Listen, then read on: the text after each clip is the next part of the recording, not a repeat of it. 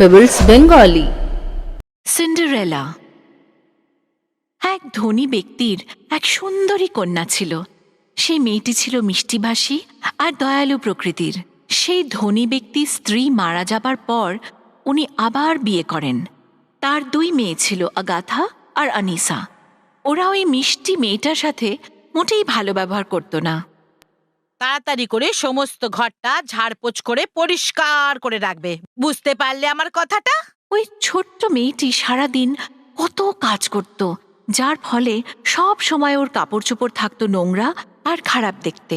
ওরা ওর নাম রাখলো সিন্ডারেলা। দেখো, আমরা এই কাপড়ে কত সুন্দর লাগছি। একদিন সেই দেশের রাজা রাজ্যের সমস্ত প্রজাদের বল ডান্সের আমন্ত্রণ দিয়ে নিজের রাজমহলে ডেকে পাঠালেন। সব মেয়েদের রাজকুমারের সাথে দেখা করার আমন্ত্রণ ছিল। রাজকুমার সবার সঙ্গে বল ডান্স করতে করতে হয়তো কাউকে নিজের রানী হবার প্রস্তাব দেবেন। বল ডান্সের দিন সিন্ডারেলা, আমাদের তৈরি হতে সাহায্য করো, আমরা বল ডান্সে যাব। সিন্ডারেলা সব থেকে সুন্দর কাপড় ওদের বার করে দিল। যখন ওরা তৈরি হয়ে গেল, মা, আমাকেও রাজার অনুষ্ঠানে তোমাদের সঙ্গে নিয়ে চলো না।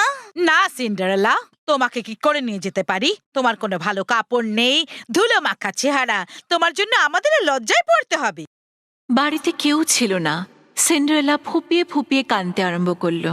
রাজার অনুষ্ঠানে যেতে আমার ভীষণ ইচ্ছে করছে।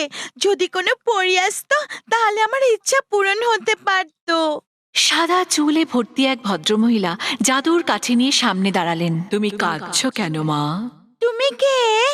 আমি তোমার সেই স্বপ্নের পরী। আমি রাজার অনুষ্ঠানে যেতে চাই, কিন্তু আমার সৎ মা আমাকে নিয়ে যায়নি। আমি তোমায় যেতে সাহায্য করব। জাদুর কাঠি ছুঁয়ে উনি বাগানের কুমড়োকে রথ বানিয়ে দিলেন, সাদা ইঁদুরকে বানালেন কোচোয়ান। সিন্ডারেলার জামায় সোনা আর রূপালি সুতো দিয়ে কাজ করা হলো, আর তার চটিজোড়ায় ছিল সিল্ক আর রূপলি সুতোয় নকশা ভরা। যাবার আগে পরী বললেন, এই যে মা, মনে রেখো মধ্যরাত্রির আগে ফিরে এসো, কিন্তু 12টা বাজা মাত্রই এই জাদুর জের শেষ হয়ে যাবে আর তুমি নিজের পুরনো রূপে ফিরে যাবে। তার আগেই আমি চলে আসবো। বল ডান্সে উপস্থিত মেয়েদের মধ্যে রাজকুমারের কাউকেই পছন্দ হলো না। সিন্ডারেলার হাত ধরেই রাজকুমার সারা রাত্রির বল ডান্স করলেন। সিন্ডারেলা ও রাজকুমার একে অপরকে ভালোবেসে ফেললেন। কখন যে অনেকটা সময় কেটে গেছে ওরা বুঝতেই পারল না। ঘড়িতে 12টা বাজা মাত্রই সিন্ডারেলা ভয় পেয়ে রাজকুমারকে ছেড়ে মহল থেকে দৌড়ে বেরিয়ে গেল। তার একটা চটি মহলেই রয়ে গেল। রাজকুমার দুঃখিত হলেন। পরের দিনই রাজকুমার নিজের সৈনিকদের সেই রাজকুমারীকে খোঁজার জন্য পাঠালেন। রাজ্যের প্রত্যেকটা বাড়িতে গিয়ে যত অল্প বয়সী মেয়ে ছিল তাদের এই চটিটা পরিয়ে দেখা হলো, কিন্তু কারোর পায়েই হলো না। অবশেষে সিন্ডারেলার বাড়িতে এলো। এই, আমাকে চেষ্টা করতে দাও। ও খুব ছোট। আহ, এটা এর মাপের নয়, অন্য কাউকে চেষ্টা করতে দিন। আমি বলছি আবার চেষ্টা করে দেখো। এটা আমার জন্য খুবই বড়। পা ঢোকাবার চেষ্টা করে দেখো। আপনার বাড়িতে আর কেউ আছে কি? না না, আমাদের বাড়িতে আর কোনো মেয়ে নেই। সিন্ডারেলা পর্দার পেছন থেকে উঁকি মেরে দেখছিল। আমি কি একবার চেষ্টা করে দেখতে পারি? সিন্ডারেলা পর্দার পেছন থেকে বেরিয়ে এসে চটিটার মধ্যে পা ঢুকিয়ে দিল, আর ওই চটিটা একদম তার পায়ের মাপেরই ছিল। সে তখন পকেট থেকে চটির অন্য জোড়াটা বার করে দিল।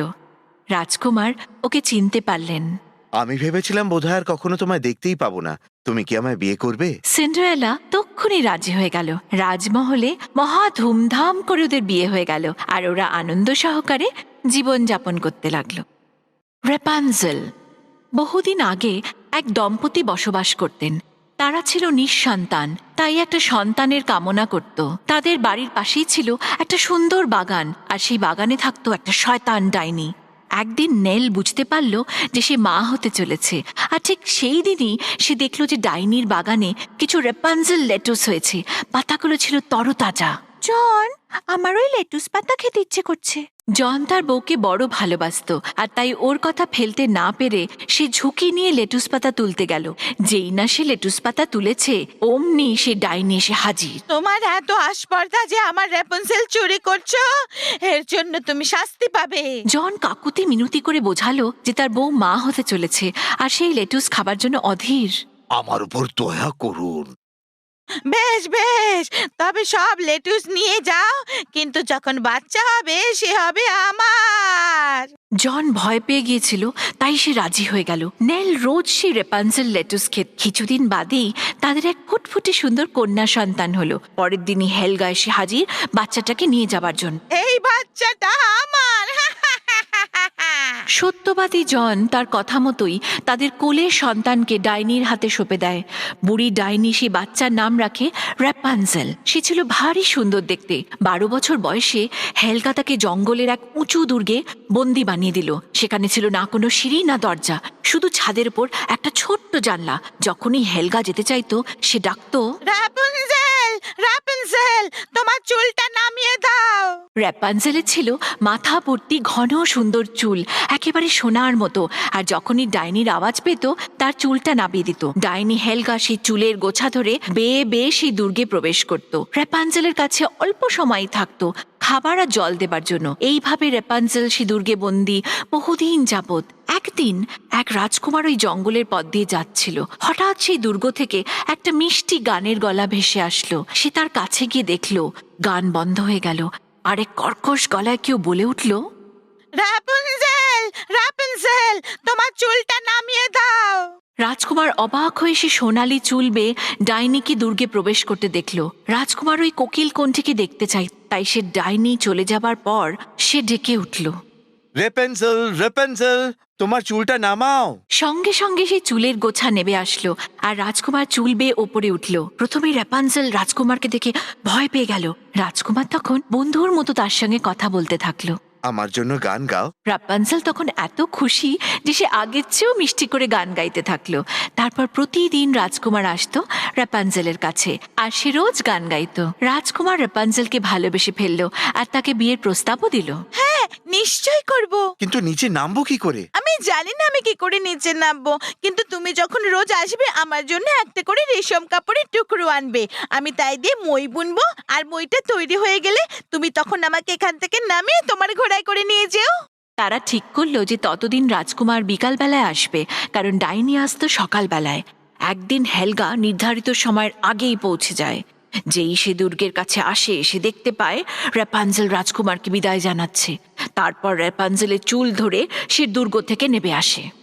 কেউ আমাকে বোকা বানিয়েছে। তক্ষুনি সে একটা ফন্দি আঁটল।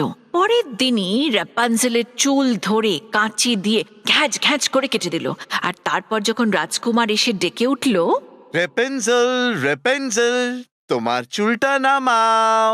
চুলের গোছা তো নেবে এলো, কিন্তু রাজকুমার যেই সেটা বেয়ে ওপরে উঠে আসলো তার প্রেয়সীর বদলে সে ডাইনিকে পেল। এই যে এসে গেছো। শোনো, রাপুনজেলকে দেখার কথা ভুলে যাও। আমি এখন তোমাকে মেরে ফেলবো। হেলগা জোরে জোরে হাসতে শুরু করলো, কিন্তু রাজকুমার ছিল সাহসী। সে তক্ষুনি তার তরবারি বার করে ডাইনিকে কেটে ফেললো। তারপর র্যাপানজেলকে নিয়ে সেই দুর্গ থেকে জানলায় টাঙিয়ে রাখা সেই চুলের গোছার সাহায্যে নেমে আসলো। কিছুদিন পরেই অনেক ধুমধামের সঙ্গে রাজকুমার আর র্যাপানজেলের বিয়ে হয়ে গেল। র্যাপানজেলের বাবা মাও তাদের সঙ্গে থাকতে শুরু করলো আর তারা মহা আনন্দে বাকি জীবনটা কাটিয়ে দিল। Sleeping beauty. একদা এক দয়ালু রাজা ছিলেন। তার রাজবাড়ি আলো করে জন্মালো এক ছোট্ট রাজকন্যা রোজামন্ড। ওকে নিয়ে ওদের আনন্দের সীমা ছিল না। আমরা আমাদের এই রাজ্যে এক বড় অনুষ্ঠান করব। আমরা রাজ্যের সবাইকে আমন্ত্রণ করব। ওই রাজ্যে 13 জন পরী থাকতেন, কিন্তু রাজা ভুল করে মোটে 12 জনকে আমন্ত্রণ করলেন। 13 নম্বর পরীকে ভুলেই গেলেন। ভোজের দিন সব পরীরা এলেন এবং সেই রাজকন্যাকে আশীর্বাদ করলেন। রাজকুমারী খুব সুন্দর হবে, ও খুব মিষ্টি আর দয়ালু হবে। পরীরা এইভাবে রাজকুমারীকে আশীর্বাদ করতে থাকলেন। এবার এলো 12 নম্বর পরীর পালা। তক্ষুনি 13 নম্বর পরী এসে হাজির। তুমি আমায় অপমান করেছো, এর শাস্তি তুমি অবশ্যই পাবে। আমার উপহার এই যে তোমার সুন্দর রাজকুমারী, যখন সে 16 বছরের হবে তখন সে নিজের হাতে ছুঁচ ফুটিয়ে মারা যাবে। এতে রাজ্যবাসীরা খুব দুঃখ পেল। আহা, আমার অভাগা কন্যা। ওই দুষ্টু পরীর কথা আমি কিন্তু পুরোপুরি ভাঙতে পারি না। তবে রাজকুমারীর হাতে সূচ ফুটবে, কিন্তু ওর মৃত্যু হবে না। ও খালি ঘুমিয়ে পড়বে যতক্ষণ না কোনো রাজকুমার ওকে দেখে ওর প্রেমে পড়ে যায়। রাজা ও রানী পরীকে অসংখ্য ধন্যবাদ জানালেন। শান্ত্রীরা, আমার রাজ্যে কোনো সূঁচ বা কাপড় বোনার চরকা যাতে না থাকে। রাজ্য থেকে সমস্ত ছুঁচ আর চরখা নষ্ট করে দেয়া হলো। সময় কাটতে লাগলো। রোজামেন্ড বড় হয়ে গেল আর ভারী সুন্দর দেখতে হলো। পরীদের আশীর্বাদ মতোই সে হলো খুব সুন্দরী, বুদ্ধিমতী আর দয়ালু। 16 বছরের জন্মদিনে রোজামেন্ড পুরো মহল ঘুরে দেখছিল। হঠাৎ একটা ছোট্ট অন্ধকার ঘরে এক বৃদ্ধ মহিলাকে সে দেখে চরখা চালাতে। তুমি কি করছো? আমি চরকা চালাচ্ছি।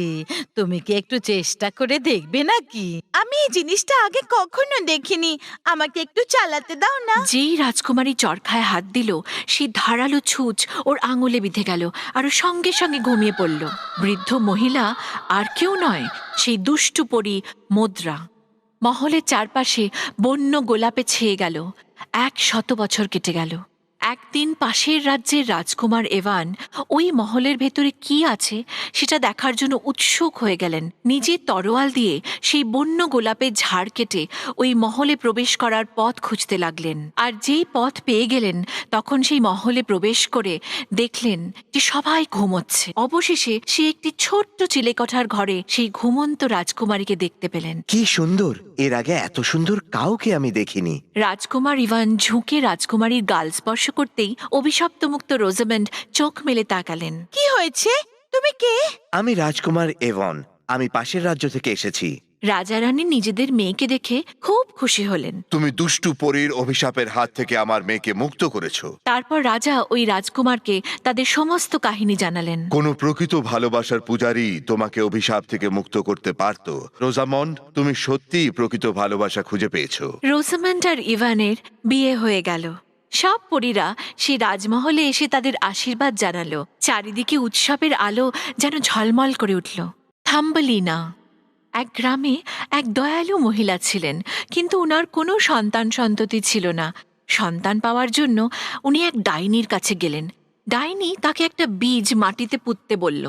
মহিলা সেই বীজ এক বাগানের মধ্যে পুঁতে দিল। কিছুদিন পর এক অদ্ভুত ফুল ফুটে উঠল, আর সেই ফুলের মধ্যে একটা ছোট্ট মিষ্টি দেখতে সোনালি চুলের একটা মেয়ে ছিল, এক বুড়ো আঙুলের সমান। মহিলা ওর নাম রাখল থাম্বলিনা। একদিনও টেবিলের উপর খেলছিল, তখন সেখানে এক কুৎসিত ব্যাঙ এসে হাজির। আহা, কি সুন্দর এই মেয়েটি! আমার ছেলের উপযুক্ত বউ হতে পারে। ওই ব্যাঙ থাম্বলিনাকে পিঠে তুলে লাফাতে লাফাতে এক সরোবরের কাছে আসলো। বাছা, দেখো কি সুন্দর বউ এনেছি তোমার জন্য। দুটি ব্যাঙই তখন থাম্বলিনাকে ছেড়ে আনন্দ সহকারে বিয়ের জোগাড়ে ব্যস্ত হয়ে পড়ল। থাম্বলিনা ভয়ে কাঁপছে। এবার এক প্রজাপতি ওকে দেখতে পেয়ে বলল, কোনো ভয় নেই, আমি তোমার সাহায্য করব।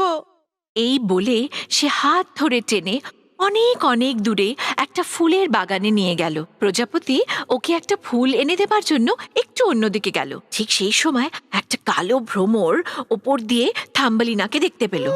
কি সুন্দর দেখতে, আমি ওকে বাড়ি নিয়ে যাব। জাপটে নিয়ে ভ্রমর ওকে বনের মধ্যে নিয়ে গেল। ওর সব বন্ধুরা চারিদিকে জড়ো হয়ে থাম্বলিনাকে দেখতে লাগলো। দেখো কি নোংরা প্রাণী, ওর শুধু দুটো পা। ভ্রমর ওকে ছেড়ে দিল। বেচারা থাম্বলিনা একা একা বনের মধ্যে বেড়াতে বেড়াতে ছোট্ট একটা গর্তে পড়ে গেল। কে ওখানে? এক বৃদ্ধা ইঁদুর বেরিয়ে এলো। সোনা, ঠান্ডা লাগার আগে ভেতরে চলে এসো। ইঁদুর থাম্বলিনাকে আশ্বস্ত করে ওর বাড়িতে থাকার প্রস্তাব দিল। তুমি আমার বাড়ি পরিষ্কার রেখো সোনা। চায়ের সময় আমাকে আর আমার প্রতিবেশীকে গল্প শুনিও। ঠিক সেই সময় বেজি মহাশয় প্রবেশ করে থাম্বলিনাকে বড় বড় চোখ করে দেখলেন। একদিন সকালে এসো, নতুন সুড়ঙ্গে একটু হাঁটা যাক। বেজি মশাই ইঁদুর আর থাম্বলিনাকে সুড়ঙ্গের নিচে নিয়ে গেলেন। পথে তারা এক ঠান্ডায় কাঠ হয়ে যাওয়া এক চড়াই পাখিকে দেখতে পেল। আহা, বেচারা পাখি। ওকে ছেড়ে দাও, এমনিতেও ও মরবে। কিন্তু থাম্বলিনা ফিরে এসে এক সবুজ কম্বল দিয়ে পাখিটাকে ঢেকে দিল। আমি তোমার সেবা করব যতক্ষণ না তুমি উড়ে যাওয়ার শক্তি ফিরে পাচ্ছ। থাম্বলিনা পাখিটির জন্য গম আর জল নিয়ে রোজ সেখানে আসতো। এর মধ্যে বেজি মশাই থাম্বালিনাকে বিয়ের প্রস্তাব দিলেন। ও থাম্বালিনা, আমি তোমার জন্য ভীষণ আনন্দিত। থাম্বালিনা বেজির বিয়ের প্রস্তাবে মোটেই রাজি হয় না, কিন্তু ইঁদুর ওকে জোর করতেই থাকে। শেষবারের মতো আমি পাখিকে দেখতে চাই। ও নিজের বন্ধুকে দেখার জন্য দৌড়ে গেল, কিন্তু সেই পাখি ওখান থেকে অনেক আগেই উড়ে গেছে। থাম্বলিনা, আমার পিঠে বসো, আমি অনেক দূরে তোমায় নিয়ে যাব। থাম্বালিনা আনন্দ সহকারে ওর পিঠে বসে উড়ে উড়ে এক ফুলের রাজ্যে গিয়ে পৌঁছলো। এক সুন্দর নবযুবকের প্রতি থাম্বালিনার দৃষ্টি পড়ল। একে অপরের দৃষ্টি বিনিময় হলো, আর দুজনেই দুজনকে ভালোবেসে ফেললো। আমি ডেইজির রাজা, তুমি কি আমার রানী হবে?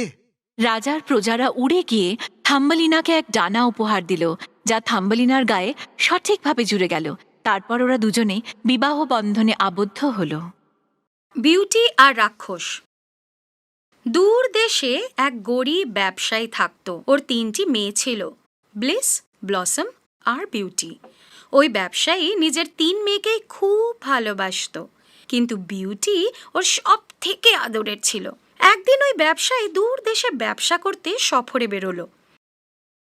আসার সময় মেয়েদের জন্য উপহার আনার কথাও দিল। ব্লিস আর ব্লসম নিজেদের জন্য দামি পোশাক আর সুন্দর গয়না চাইল। তুমি কি চাও বিউটি? আমার গোলাপ চাই বাবা, সুন্দর লাল গোলাপ। দূর দেশে পৌঁছে ব্যবসায়ী অনেক টাকা রোজগার করলো। আসার সময় ও 2 মেয়ের জন্য অনেক উপহারও কিনে নিল, কিন্তু কোথাও ও লাল গোলাপ পেল না। হতাশ হয়ে ও বাড়ির দিকে হাঁটলো। হঠাৎ তখন তুমুল ঝড়। ও দূরে একটা মহল দেখতে পেয়ে তার ভেতরে ঢুকে পড়ল, হ্যালো, এখানে কেউ আছে? কিন্তু কেউ উত্তর দিল না। কেউ ছিলই না ওখানে। ও দেখল যে ওখানে সুস্বাদু খাবার আর নরম বিছানা সাজিয়ে রাখা আছে। খেয়ে দিয়ে ও গভীর নিদ্রায় ডুবে গেল। দ্বিতীয় দিন সকালে ও মহলে ঘুরছিল। হঠাৎ ও দেখল দারুণ সুন্দর গোলাপের ঝাড়। যেই ও একটা গোলাপ ছিঁড়তে গেল, তখন এক বিশাল রাক্ষস ওখানে এসে হাজির হলো। এই, তোর সাহস হলো কি করে আমার গোলাপে হাত দেওয়ার? এবার তোকে আমি বন্দি করব, দেখ। না না মহাশয়, দয়া করে আমায় ক্ষমা করুন। আমি আমার মেয়ের জন্য এগুলো নিয়ে যাচ্ছিলাম। দয়া করে ওকে আমায় শেষবারের মতন দেখতে দিন। ওই ব্যবসায়ীর নিজের পরিবারের প্রতি প্রেম দেখে রাক্ষস ওকে যেতে দিল। ঠিক আছে, তুমি যেতে পারো, কিন্তু তোমার ফিরে আসতে হবে আর সাজা পেতে হবে। এই আংটিটা নাও, এটা তোমায় এখানে ফিরিয়ে আনবে। ব্যবসায়ী আনন্দে ঘরে ফিরল আর মেয়েদের সবটা গল্প বলল। পরের দিন ওকে রাক্ষসের মহলে ফিরে যেতে হতো। যেতেই হবে বাবা, আপনার কথা খুব মনে পড়বে। সেই রাতে যখন সবাই ঘুমোচ্ছিল, বিউটি তখন ওই আংটিটা বার করে ওটার সাহায্যে রাক্ষসের মহলে পৌঁছে গেল। কে তুমি? যে আপনার বাগান থেকে গোলাপ ছিঁড়েছিল সে আমার বাবা।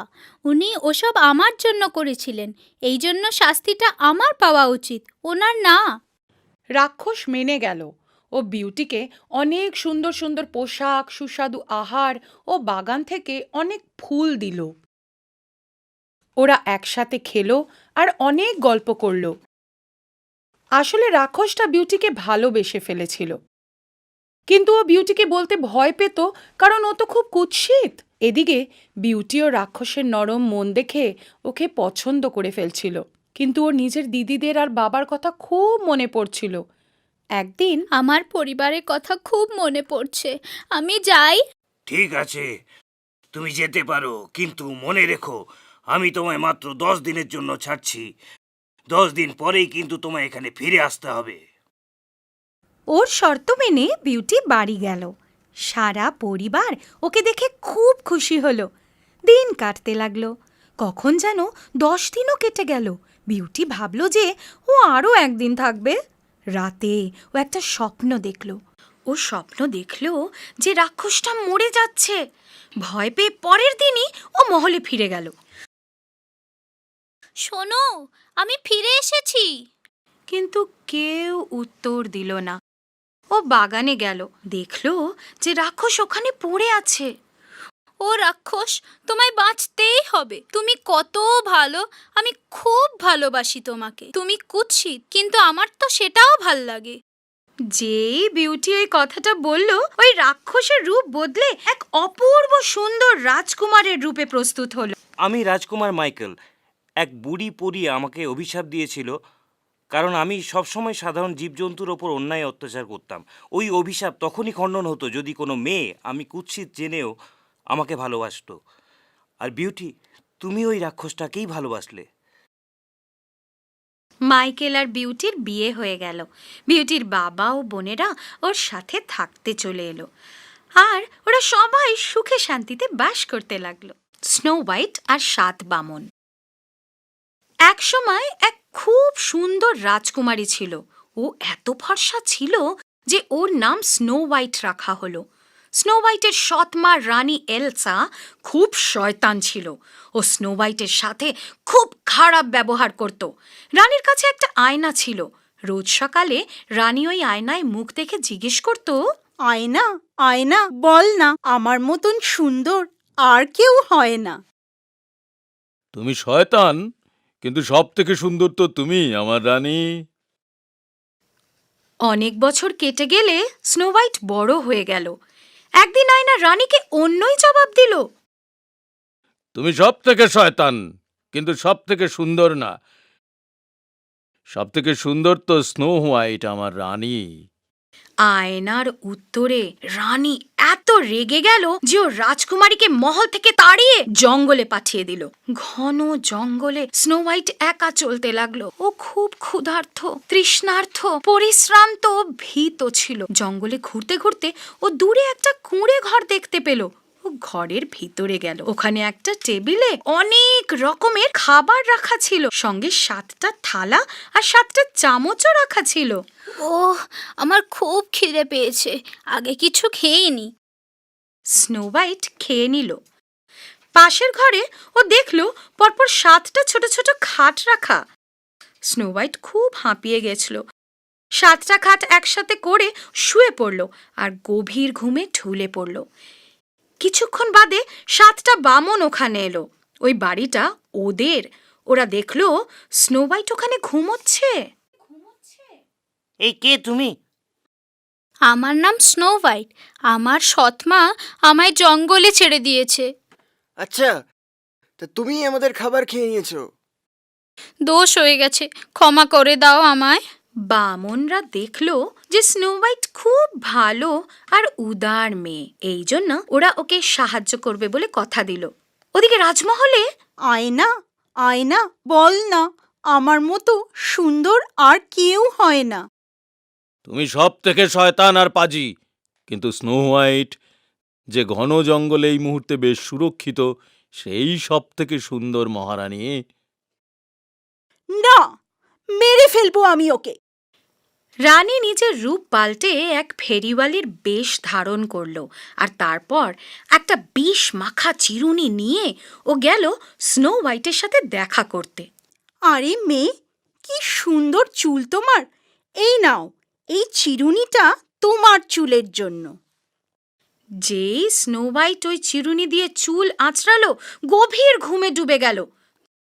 যখন বামনরা ফিরল, দেখল যে স্নো হোয়াইট গভীর নিদ্রায়। এটা নিশ্চয়ই পাজি রানীর কাজ। এই চিরুনিটা দেখো। যেই বামনরা ওর চুল থেকে চিরুনি সরালো, স্নো হোয়াইট আবার জেগে উঠল। বামনরা খুব খুশি। ওদিকে রাজমহলে আয়না আয়না বল না, আমার চেয়ে সুন্দর আর কেউ হয় না। তুমি দুষ্টু আর খুব চালাক রানী, কিন্তু স্নো হোয়াইট এখনো বেঁচে, আর ওই সব থেকে সুন্দর। না, এটা হতেই পারে না। এবার রানী এক চাষি বউয়ের রূপ ধারণ করল, আর একটা ঝুড়িতে বিষ মাখা আপেল নিয়ে চলল স্নো হোয়াইটের সাথে দেখা করতে। কুড়ের কাছে আসতেই ও দেখল যে স্নো হোয়াইট বাগানে ঘুরছে। আরে, তোমায় তো খুব দুর্বল লাগছে, নাও এই রসালো আপেলটা খাও। ধন্যবাদ, সত্যি আমার খুব খিদে পেয়েছিল। যেই স্নো হোয়াইট আপেলের টুকরোতে কামড় বসালো, মাটিতে ঢলে পড়ল। এবার রানী ভাবল যে স্নো হোয়াইট কিছুতেই বাঁচবে না, ও নিশ্চয়ই মরে গেছে। আনন্দে ওখান থেকে চলে গেল। বিকেলে যখন বামনরা বাড়ি ফিরল, স্নো হোয়াইট ওঠো, স্নো হোয়াইট ওঠো। ও তো মরে গেছে। বামনরা কাঁদতে লাগলো। ওরা ওকে তুলে খাটে শুইয়ে দিল। কিছুক্ষণ পর এক যুবক রাজকুমার ঘোড়ায় চড়ে ওই জঙ্গলে এলো। ও দেখল 7টা বামন কাঁদছে আর একটা সুন্দর মেয়ে পাশে শুয়ে আছে। ও ওদের কাছে গেল। বাহ, ও কি সুন্দর দেখতে! স্নো হোয়াইটকে দেখতেই রাজকুমার ওকে ভালোবেসে ফেলল। কে এই সুন্দর মেয়েটি? বামনরা রাজকুমারকে সব কিছু খুলে বলল। রাজকুমার নিচে ঝুঁকে স্নো হোয়াইটের গালে একটা চুমু খেলো। যেই ও এটা করলো, স্নো হোয়াইট হঠাৎ জেগে উঠল আর জোরে জোরে কাশতে লাগলো। কাশতে কাশতে আপেলের একটা ছোট টুকরো ওর মুখ থেকে ছিটকে বেরিয়ে এলো। কি হয়েছিল আমার? তুমি তো মরে গেছিলে, কিন্তু এখন বেঁচে উঠেছো। স্নো হোয়াইট খুব অবাক হলো। স্নো হোয়াইট, আমায় বিয়ে করবে? হ্যাঁ, নিশ্চয়ই। বামনরা খুব খুশি হলো। ওরা আনন্দে নাচতে লাগলো। রাজকুমার স্নো হোয়াইট আর বামনদের নিজের রাজ্যে নিয়ে গেল। ওদিকে রাজমহলে রানী আবার আয়নাকে জিজ্ঞেস করলো, আয়না, আয়না, বল না, আমার চেয়ে সুন্দর আর কেউ হয় না? ওহ রানী, তুমি সুন্দর, কিন্তু স্নো হোয়াইট তোমার চেয়ে সব সময় বেশি সুন্দর। না! রানী রাগে পাগল হয়ে আয়নাটাকে ভেঙে ফেলল আর নিজেকে একটা ঘরে বন্দি করে নিল। এভাবেই ও ঘরে ওর মৃত্যু হয়ে গেল। ছোট্ট জলপরি। সমুদ্রের সবথেকে গভীর আর অন্ধকার অঞ্চলটায় সাগররাজ তার মেয়ে জলপরি মেলোডির সাথে থাকত। মেলোডি খুব সুন্দর একটি জলপরি ছিল। ওর আওয়াজ খুব সুরেলা আর মধুর। ওর গান শোনার জন্য সবাই উদ্গ্রীব হয়ে থাকত। মেলোডির ঠাকুমা ওকে সব সময় দুপে প্রাণীদের গল্প শোনাতো, যাদের মানুষ বলা হয়। সমুদ্রের নিয়ম অনুযায়ী জলপরি সমুদ্রের ওপর তখনই আসতে অনুমতি পেত যখন তার 16 বছর হয়ে যেত। আর আজ মেলোডির 16 বছর পূর্ণ হচ্ছিল। আজকের দিনটা তোমার জন্য খুব বিশিষ্ট। তুমি এবার সমুদ্রের ধারে যেতে পারবে আর মানুষদের দেখতে পাবে। কিন্তু মনে রেখো, ওদের সাথে কথা বলো না, শুধু ওদের দেখে ফিরে আসবে। মেলোডি সবাইকে বিদায় জানালো আর জলের ওপরে এলো। এটা তো একটা জাহাজ। ওই জাহাজের পাশ দিয়ে যেতে যেতে ও মানুষদের দেখলো। ওদের মধ্যে একটা মানুষ খুব লম্বা আর দারুণ সুন্দর দেখতে ছিল। ওর মাথায় মুকুট ছিল। ও নিশ্চয় রাজকুমার। কি সুন্দর দেখতে!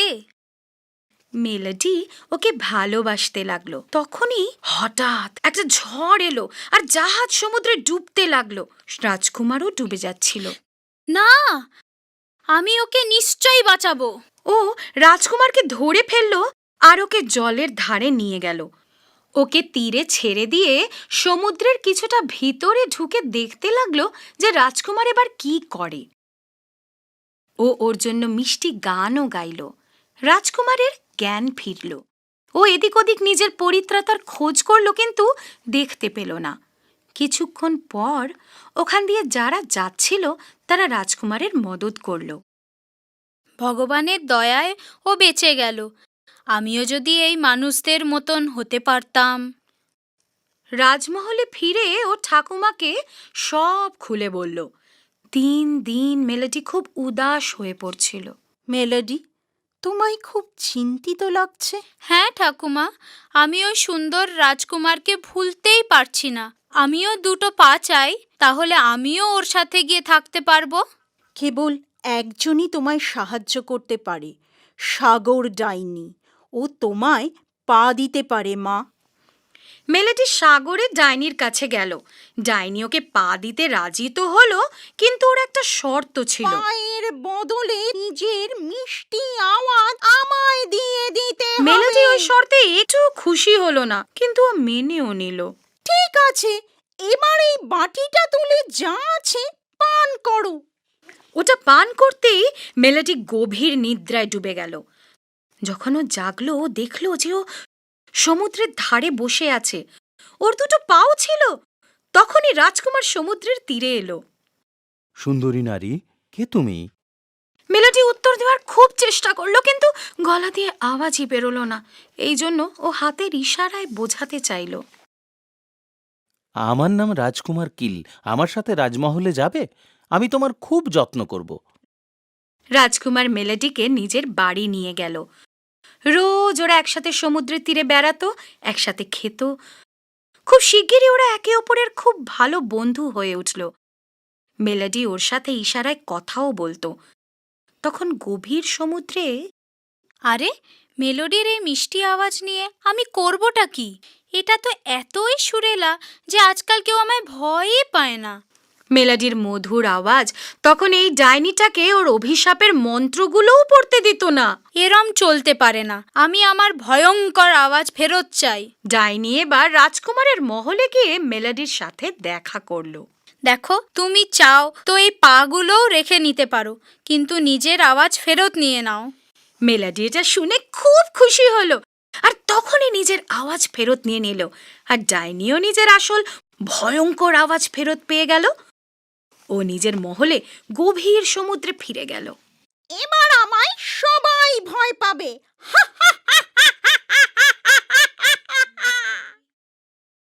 মেলোডি মিষ্টি আওয়াজে গান গাইতে লাগলো। রাজকুমার তখনই ওই আওয়াজটা চিনে নিল। আরে, এটা তো সেই আওয়াজটা। তো তুমিই সেই মেয়ে যে আমায় বাঁচিয়েছিলে। তুমি আমায় বিয়ে করবে? হ্যাঁ, আমার রাজকুমার নিশ্চয়ই করব। মেলোডি আর রাজকুমারের বিয়ে একটা বিরাট জাহাজে হলো।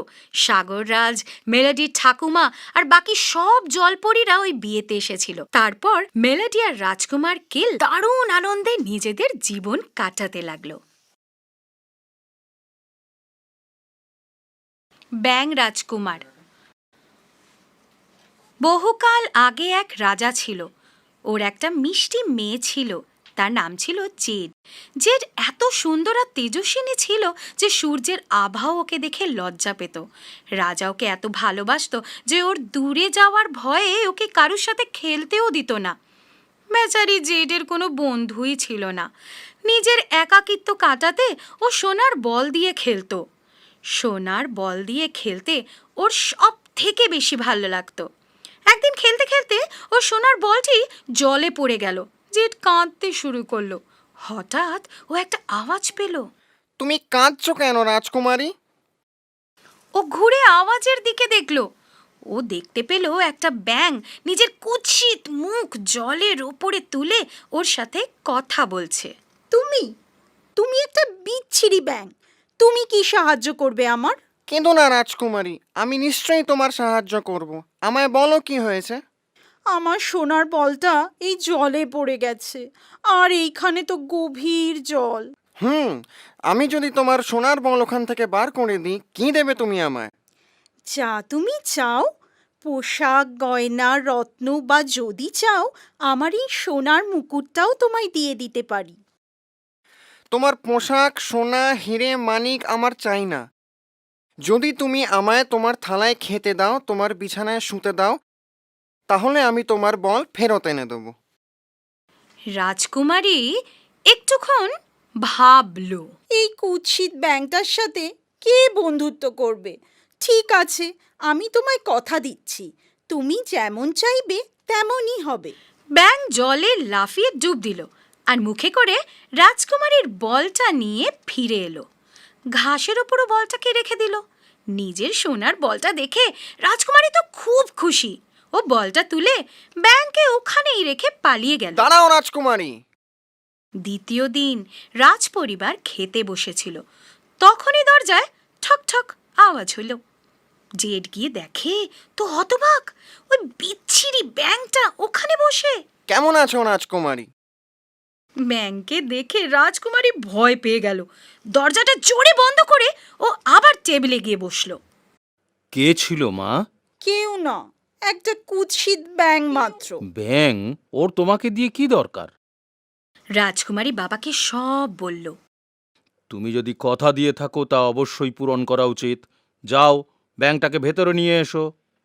রাজকুমারী ব্যাঙটাকে ঘরে নিয়ে এলো। ব্যাঙটা ভিতরে এসে জেডের পাশে গিয়ে বসলো। ব্যাঙটা জেডের থালাতেই খেলো আর ওর গ্লাস থেকেই জল পান করলো। আমি খুব পরিশ্রান্ত।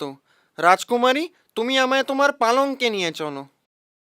রাজকুমারী ব্যাঙটাকে হাতে নিয়ে নিজের শোবার ঘরে চলে গেল। খাটের এক কোণে ব্যাঙটাকে রেখে ও ঘুমোতে গেল।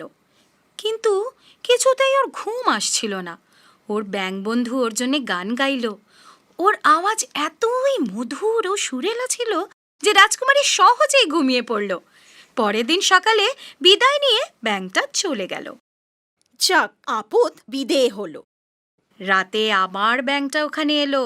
ও রাজকুমারীর পাতে খেলো, গেলাসে জল পান করলো আর বিছানায় ঘুমোতে গেল। ঘুমানোর আগে ও রাজকুমারীকে মিষ্টি গানও শোনালো। আরে, এর এখানেই থাকার ইচ্ছে হয়নি তো। অবশ্য খুব একটা খারাপও নয়, ভালোই, আর বেশ ভালো বন্ধুও হতে পারে। ওর আওয়াজও আমার বেশ পছন্দ। তৃতীয় দিন ব্যাঙ আবার ফিরে এলো। রাজকুমারী, তুমি নিজের কথা রেখেছ। কাল সকালে ঘুম থেকে উঠেই তুমি এক অদ্ভুত উপহার পাবে। ব্যাঙের কথা জেড অনেকক্ষণ ভাবল, কিন্তু কিছুই বুঝতে পারল না। সকালে উঠে ও এক সুপুরুষ ও সুন্দর রাজকুমারকে দেখতে পেল। ওকে দেখে তো রাজকুমারী হতবাক। ধন্যবাদ রাজকুমারী, তুমি আমায় মুক্তি দিলে। আরে, কে তুমি? আমি রাজকুমার রোল্যান্ড। আমি জীবজন্তুদের সাথে খুব খারাপ ব্যবহার করতাম, তাই এক পরী আমায় ব্যাঙ বানিয়ে দিয়েছিল। ও বলেছিল অভিশাপ তখনই কাটবে যখন কোনো সুন্দরী রাজকুমারী আমায় 3 দিন তার পাতে খেতে দেবে আর পালঙ্কে শুতে দেবে, আর তুমি সেটাই করলে। তুমি কি আমার সাথে আমার রাজ্যে গিয়ে আমায় বিয়ে করবে? জেডের তো এসব দেখে বিশ্বাসই হচ্ছিল না। হ্যাঁ, আমি নিশ্চয়ই তোমায় বিয়ে করব। দুজনে এই সব রাজা আর রানীকে বোঝালো। ওরাও আনন্দে অনুমতি দিয়ে দিল। ওই দিনের পর থেকে জেড সব প্রাণীদের সাথে উদারভাবে ব্যবহার করতে লাগলো। পিনোকিও। অনেকদিন আগের কথা। জেপেটো নামে এক বৃদ্ধ কুটির শিল্পী ছিলেন। জেপেটো একাই থাকতেন আর বড় ভালো মানুষ ছিলেন। সারা জীবন তিনি বাচ্চাদের খেলনা বানিয়ে কাটাতেন। আমার যদি নিজের সন্তান থাকতো। কচি পাইনের টুকরো দিয়ে তিনি একটা ছোট্ট বাচ্চা বানালেন। নীলপরি গেপেটোকে পুরস্কার দিতে চাইলেন আর জাদুর কাঠি নাড়িয়ে সেই কাঠের পুতুলকে জ্যান্ত করে দিলেন। বাহ বাহ, তুমি আমার সব থেকে সুন্দর পুতুল। আমি তোমায় পিনোকিও বলে ডাকবো। কিছুদিন পরেই গেপেটো ভাবলেন পিনোকিওর স্কুল যাওয়া উচিত। এই চিন্তা করে নিজের শেষ সম্বল সেই কোটটা বিক্রি করে পিনোকিওর জন্য বই নিয়ে আসলেন। সত্যিকারের ভালো ছেলের মতো তোমার স্কুলে যাওয়া উচিত। তুমি এখন স্কুলে যাও। আমি আসি বাবা। যাওয়ার পথে পিনোকিওর দেখা হলো এক ধূর্ত শিয়ালের সাথে। সত্যিকারের ছেলেরা স্কুলে যায় না, ওরা রানওয়ে দ্বীপে বেড়াতে যায়, সারাদিন খেলাধুলা আর আনন্দ করে। আমি তোমায় একটা টিকিট দিতে পারি। কিন্তু আমার কাছে তো কোনো পয়সা নেই। তুমি তোমার স্কুলের বই দিতে পারো। পিনোকিও আনন্দ সহকারে নিজের বই বিক্রি করে দিল আর সত্যিকারের ছেলেদের মতোই মজা করতে লাগলো। হঠাৎ নীলপরি এসে হাজির। পিনোকিও, তুমি স্কুলে যাওনি কেন? আমি তো স্কুলেই যাচ্ছি। এত বড় মিথ্যে কথা বলার সঙ্গে সঙ্গে পিনোকিওর নাকও বড় হতে থাকলো, আরো বড়। পিনোকিও বেচারা কাঁদতে আরম্ভ করলো। তুমি মিথ্যে বলেছ পিনোকিও, যখনই মিথ্যে বলবে তোমার নাক বড় হয়ে যাবে। আমি আর করব না। এবার থেকে আমি ভালো ছেলের মতো রোজ স্কুলে যাব। পরি ওকে ক্ষমা করে দিলেন আর জাদু কাঠি নাড়িয়ে ওর পুরনো নাক ফিরিয়ে দিলেন আর যেতে যেতে সাবধান করে গেলেন। একটা কথা মনে রেখো পিনোকিও, রানওয়ে দ্বীপ বাচ্চাদের জন্য ঠিক নয়। তুমি ওখানে গেলে গাধায় পরিণত হবে। কিন্তু পিনোকিও ওনার কথায় কান দিল না। বাবা আর পরীর কথা চিন্তা না করেই ও রানওয়ে দ্বীপে গেল। থাকার পক্ষে তো বেশ ভালোই জায়গা, খেলাধুলো আর প্রচুর মিষ্টি খাওয়ার জন্য। ওকে কেউ বাধা দেবার নেই, এটা করো না ওটা করো না কেউ বলবার নেই। সারা দিন মজা করার পর ক্লান্ত হয়ে পিনোকিও সরোবরের ধারে বিশ্রাম নিতে গেল। জল খাওয়ার জন্য জলের মধ্যে হাত ডোবাতেই সে তার প্রতিবিম্ব দেখতে পেল। আরে এটা তো আমি নই। আমার নাক আর কান এত লম্বা হলো কি করে? লেজ কি করে গজালো? ওর যে একটা লম্বা কান, নাক আর গাধার মতো ল্যাজ গজিয়ে গেছে। বাঁচাও, আমাকে কেউ সাহায্য করো। নীলপরি পুনরায় আবির্ভূত হলেন। ওকা পুতুল, আমি কি তোমায় বলিনি যে ওই দ্বীপে বাচ্চাদের জন্য ঠিক নয়? যাও নিজের বাবাকে দেখো যে তোমার জন্য কাঁদছে। জাদুকাঠি নাড়িয়ে পরী ওই গাধার কান, লম্বা নাক আর ল্যাজ উধাও করে দিলেন এবং সমুদ্রের ধারে ওকে ছেড়ে দিলেন। সেখানে পিনোকিও দেখলো যে ওর গরিব বাবা গেপেটু ডুবে যাচ্ছে। বাবা, আমি আসছি। শুধু বাবার কথা চিন্তা করে পিনোকিও জলের মধ্যে ঝাঁপ দিল বাবার প্রাণ বাঁচাতে। পিনোকিও, এখন তুমি বুঝতে পারছো এক সত্যিকারের মানুষ মানে যার ভেতরে অন্যের জন্য ভালোবাসা আছে। বাবার প্রতি সত্যিকারের ভালোবাসা তোমাকে পুরস্কার দিয়েছে। হ্যাঁ, পিনোকিও আর কাঠের পুতুল রইল না, সে রক্তমাংসে গড়া মানুষে পরিণত হলো। অবশেষে আমার ইচ্ছে পূরণ হলো। পিনোকিও নিজের বাবার সঙ্গে আনন্দে থাকতে লাগলো। হ্যান্সেল আর গ্রেটেল। এক ঘন জঙ্গলের বাইরে এক গরিব কাঠুরে থাকত। ওর 2 সন্তান ছিল। ছেলের নাম ছিল হ্যান্সেল আর মেয়ের ছিল গ্রেটেল। ওরা এত গরিব ছিল যে ওদের সৎ মা ভাবলো যে 2 বাচ্চাকে সামলানো খুব কঠিন, তাই ওদের জঙ্গলে ছেড়ে দেওয়া যাক। কাল সকালে আমরা 2 বাচ্চাকে জঙ্গলে ছেড়ে দিয়ে আসবো, তাহলে অন্তত আমাদের তো কিছু খাবার জুটবে।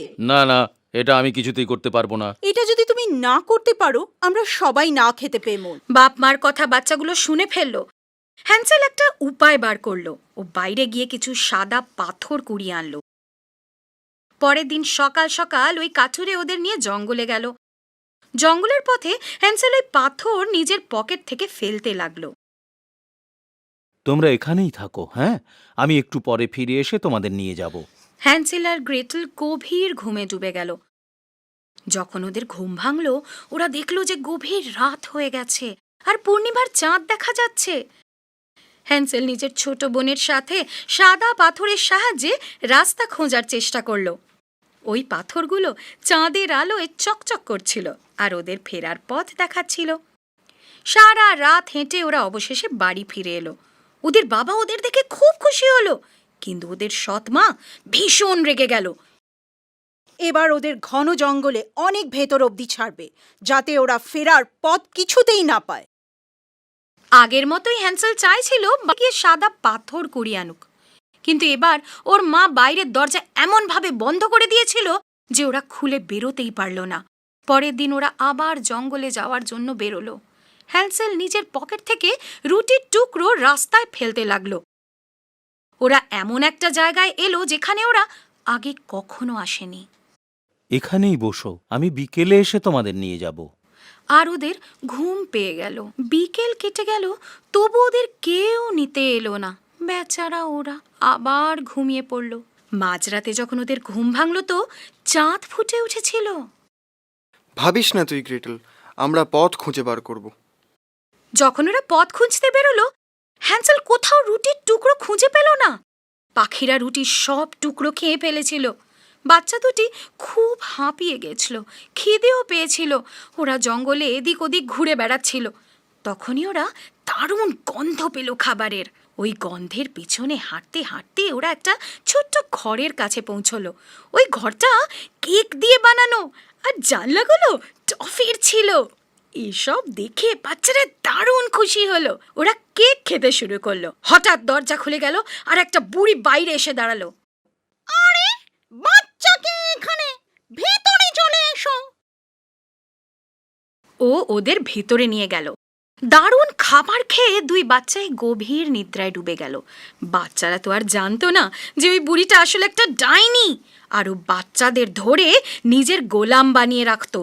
ও ওই কেকের বাড়ি বাচ্চাদের লোভ দেখাতেই বানিয়েছিল। বাচ্চাদের নিজের ফাঁদে ফেলে ও ওদের মেরে ফেলতো। পরের দিন গ্রেটেলের ঘুম ভাঙতেও দেখল যে ও ওখানে একা শুয়ে। চল ওঠ, কুঁড়ে মেয়ে, চল নিজের ভাইয়ের জন্য রান্না কর। ওকে খুব মোটা করতে হবে। ও যখন বেশ গোলগাল হয়ে যাবে, তখন আমি ওকে খাবো। আমার ভাই কোথায়? আমি ওকে পাতাল ঘরে বন্ধ করে রেখে এসেছি। আমার ভাইকে আমি যে করে হোক বাঁচাবো। ও ওই ঘরের কাছে গেল যেখানে হেন্সেল বন্দি ছিল। হ্যান্সেল, এই হাতটা রাখো। যখন ডাইনিটা তোমায় নিজের আঙুল দেখাতে বলবে, এই হাতটা দেখাবে। ওই দিনের পর রোজ ডাইনিটা ওই ঘরে হ্যান্সেলের সাথে দেখা করতে যেত আর ওকে নিজের আঙ্গুল দেখাতে বলতো। কিন্তু বুদ্ধিমান হ্যান্সেল প্রতিবার ওই সরু হাড়টা ডাইনিকে দেখিয়ে দিত। ডাইনির দৃষ্টিশক্তি দুর্বল ছিল, এই জন্য ও ঠিক করে দেখতে পেত না যে ওটা হ্যান্সেলের আঙুল না হাড়। এভাবেই দিন কাটতে লাগলো আর ডাইনি খুব উতলা হয়ে উঠল। এবার আমি ওকে মেরে রান্না করব। উনুনটা গরম হতে দিয়েছি, গিয়ে দেখ তো গরম হলো কিনা। ক্ষমা করবেন বুড়িমা, আমি জানি না কি করে এটা বোঝা যায়। আপনি আমায় দেখিয়ে দিন না। বোকা কুঁড়ে মেয়ে, ওই দরজাটা তো বেশ বড়। চল আমি তোকে দেখা কি করে করে এটা। ডাইনি হামা দিয়ে ওইখানে গেল আর নিজের মাথা উনুনের ভিতর ঢুকিয়ে দিল। গ্রেটেল ওকে পিছন থেকে জোরে ধাক্কা দিয়ে উনুন ঘরের দরজা বন্ধ করে দিল। ডাইনি উনুনের ভেতর পুড়ে মারা গেল। গ্রেটেল ছুটতে গিয়ে হ্যান্সেলকে মুক্ত করে দিল। হ্যান্সেল, পাজি ডাইনিটা মরে গেছে। ওরা দুজন ডাইনির ঘরে এলো। ওরা দেখলো যে ওখানে অনেক বাক্স ভর্তি গয়না আর ধনরত্ন। ওরা ওই সব নিয়ে নিল আর জঙ্গলের দিকে এগোলো। এবার জঙ্গলটাকে ওরা চিনতে পারছিল। দূর থেকে দেখলো, আরে ওটা তো ওদের বাড়ি। ওরা ছুটতে গেল নিজের বাড়ি অবধি আর বাবাকে দেখতে পেয়ে জড়িয়ে ধরলো। ও আমার সোনা মনা, তোমরা দুজন কোথায় চলে গেছিলে? আমরা আপনাকে ছেড়ে খুব খারাপ ছিলাম। ওই বাচ্চা দুটি সমস্ত ধনরত্ন ওই কাঠুরেকে দিয়ে দিল। ওসব দেখে কাঠুরে খুব খুশি হলো। তারপর থেকে ওরা আনন্দে দিন কাটাতে লাগলো। Pebbles Bengali